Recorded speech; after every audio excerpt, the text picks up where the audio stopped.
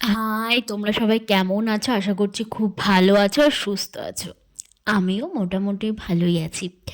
চলে এলাম আরও একটা ছোট্ট ভ্লগ নিয়ে। যাব কলেজে। প্রায় 10 থেকে 15 মিনিট হেঁটে চলে এসেছি।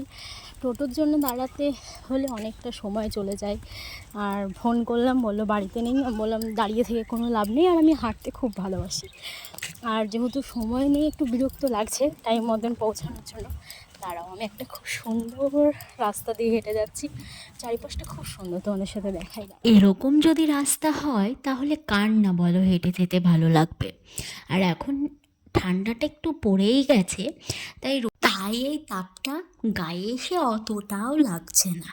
তারপরে তো অটোতে উঠে গিয়েছি। অটোতে উঠেই আমার যে দুইজন ব্যক্তির সাথে পরিচয় হলো, সেই দুইজন না লোকের পিএমপিসি করতে খুব খুব পছন্দ করে, যেইটার আমি একদম বিরোধিতা বা আমি এইসব সহ্য করতে পারি না। সেই মানুষগুলোর পাশেই হয়তো আজকে আমাকে বসে যেতে হচ্ছে। আর আমি ফাইনালি পৌঁছে গেছি কলেজে। অনেক দিন পর এলাম, 7-8 মাস পর। ভিতরে একটা ভয় কাজ করছে, কারণ আমার যেই দরকারে গিয়েছিলাম সেই দরকারটা মেটানোর প্রায় 8 মাস আগে আসার কথা ছিল, কিন্তু যাই হোক সেটা হয়ে গেছে। একদম আরামসে হাসতে হাসতে বেরিয়ে পড়ছি।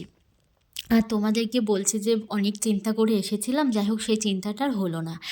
তো এখন বাড়ি যাওয়ার পথে টুকটাক কিছু একটা বাজার করতেই হবে। আর করিমপুরে আসা মানেই তো দু একটা দোকান ঘুরতে, তো সেটা আমাকে হবে। তো দু একটা জামা চুজ করে নিলাম, তাই কোনটা কোনটা কোনটা মন নেব, খারাপ নিয়ে কোনটা চলে বাদ দিয়েছিলাম বসলাম আট সামনে তো পেপারের দাদার দোকানে। বিয়ে। আট পেপার তাই নিয়ে আমি চলে মন এলাম মতন তেঁতুল মাখা জামা খেতে, আর পেলাম না, বোনরা ওটা পেয়ারা সুতোর মাখা নিবে। মধ্যে তো চাইছিলাম, আমার সেই দুটোই খাওয়া সুতোরটা হলো, হলো এবার না। বাড়ি যাওয়ার জন্য তৈরি।